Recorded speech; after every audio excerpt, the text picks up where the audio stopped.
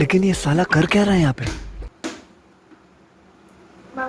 वाह,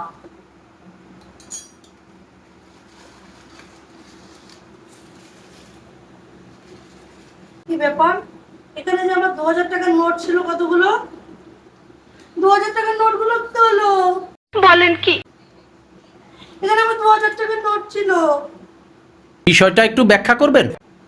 হ্যাঁ, কি হলো এগুলো? নিচে ছিল নাকি কোথায় ছিল?